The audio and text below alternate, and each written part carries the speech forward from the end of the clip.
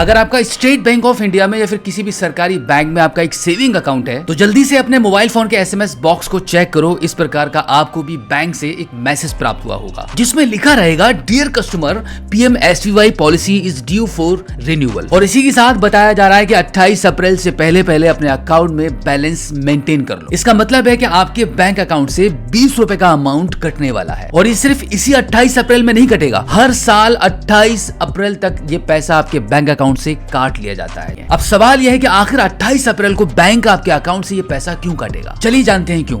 इस एसएमएस को आप एक बार फिर से दोबारा से देखिए। इसमें लिखा हुआ है PMSBY, इसका मतलब है प्रधानमंत्री सुरक्षा बीमा योजना। अगर आपको इस योजना के बारे में अभी तक नहीं पता है और बैंक आपके बिना किसी जानकारी के ही आपके अकाउंट से 20 रुपए का प्रीमियम काटने का मैसेज भी आपको भेज रहा है, इसका मतलब है कि बैंक ने आपको बिना बताए जबरन आपके बैंक अकाउंट पर इस योजना को लागू किया है। अब आगे बढ़ने से पहले थोड़ा सा इस योजना के बारे में भी जान लेते हैं कि एक्चुअल में ये योजना क्या है और आपका इसमें क्या बेनिफिट हो सकता है और बैंक का क्या फायदा है। ये जो मैसेज में आपको PMSBY लिखा हुआ है यानी कि प्रधानमंत्री सुरक्षा बीमा योजना, ये एक एक्सीडेंटल इंश्योरेंस पॉलिसी होती है जिसमें 1 साल का प्रीमियम सिर्फ 20 रुपए का लगता है। इस योजना के अंतर्गत बीमा धारक की अगर किसी दुर्घटना में मृत्यु हो जाती है तो ऐसे में सरकार की तरफ से परिवार वालों को 2 लाख रुपए की आर्थिक मदद की जाती है। हालांकि इस योजना के बारे में अगर मैं बात करूं तो काफी अच्छी योजना है, लेकिन एक सवाल ये उठता है कि बैंक बिना बताए ही अपने ग्राहक के अकाउंट पर इस योजना को चालू क्यों कर देता है। इसका जवाब यह है क्योंकि बैंकों को हर दिन ऊपर से प्रधानमंत्री सुरक्षा बीमा योजना और प्रधानमंत्री